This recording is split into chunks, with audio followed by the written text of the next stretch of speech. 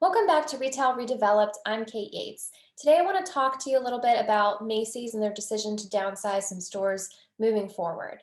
So over the last few years, we've seen a major shift in malls across America, a large part of which is a result of the evolving retail ecosystem.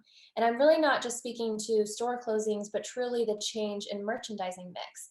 We're now seeing digitally native brands opening up experiential center points and other small brick and mortar locations because research shows a direct relationship between having a physical, tangible storefront and a bump in those online sales.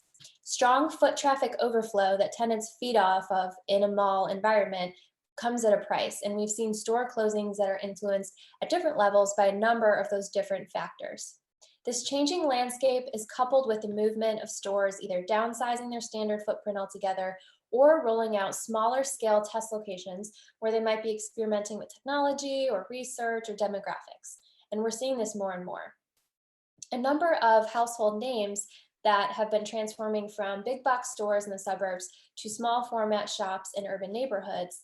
And it's not just the square footage they're changing, they're using this as an opportunity to create stores with product that is curated specifically for the neighborhood in which it will be located. Target and IKEA are two big names that are leading the way on this.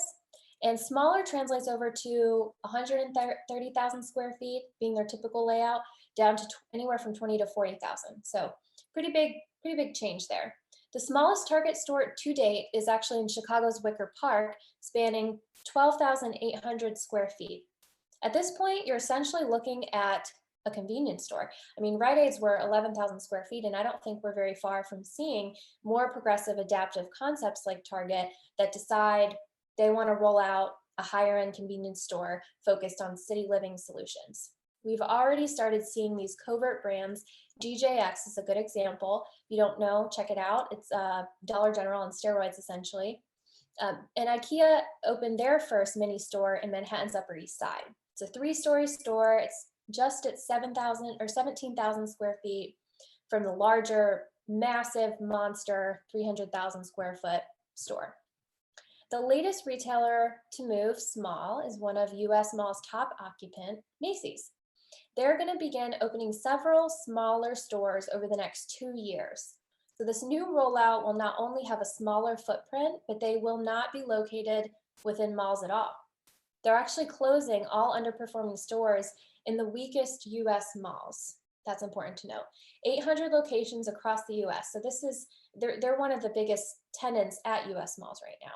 This is going to lead to hundreds of thousands of vacant square footage in malls across the states. So malls are going to need to transform from a place to buy merchandise to a place for entertainment, or at the very least, keep up with what kind of space retailers that are ever changing are looking for. And that's a pretty big challenge ahead of them. So malls have already begun filling this empty space with elevated food halls, higher-end restaurants, co-working spaces, and entertainment venues. Simon Property Group, the largest mall owner in the United States, has reportedly held discussions with Amazon about turning some of their empty storefronts into fulfillment centers for the e-commerce giant. All of that being said, Macy's is not abandoning malls completely. High-end malls that continue to attract shoppers will see their department store locations stay intact. Malls are still a very important element of retail culture, and the latest model of the modern-day mall is really still a work in progress.